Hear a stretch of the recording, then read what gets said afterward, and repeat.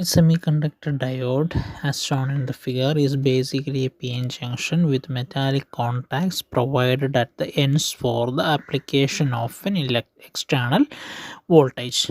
It is a two-terminal device. A PN junction diode is symbolically represented as shown in the second figure. The direction of arrow indicates the conventional direction of current when the diode is under forward bias.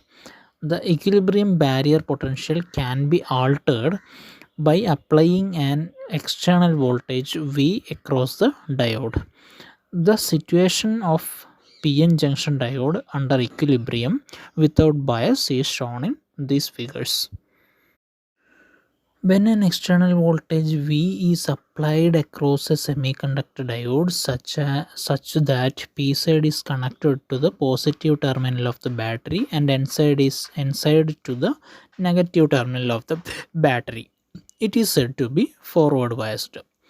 The applied voltage mostly drops across the depletion region and the voltage drop across the P side and N side of the junction is negligible.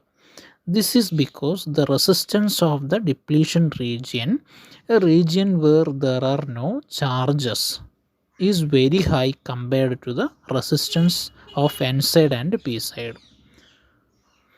The direction of the applied voltage V is opposite to the built-in potential V0. As a result, the depletion layer width decreases and the barrier height is reduced.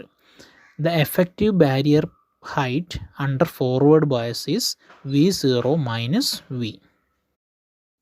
If the applied voltage is small, the barrier potential will be reduced only slightly below the equilibrium value, and only a small number of carriers in the material, those that happen to be in the uppermost energy level, will possess enough energy to cross the junction. So the current will be small. If we increase the applied voltage significantly, the barrier height will be reduced and more number of carriers will have the required energy. Thus, the current increases. Due to the applied voltage, electron from N side cross the depletion region and reach P side where they are minority carriers. Similarly, holes from P side cross the junction and reach N side where they are minority carriers. This process under forward bias is known as minority carrier injunction. At the junction boundary on each side, the minority carrier concentration increases significantly compared to the locations far from the junction. Due to this concentration gradient, the injected electron on P side diffuse from the junction edge of P side to the other end of P side. Likewise, the injected holes on N side diffuse from the junction edge of N side to the other end of N side. This motion of charged carriers on either side gives rise to current.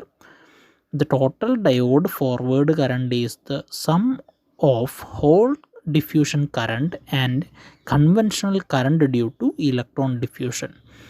The magnitude of this current is usually in milliampere.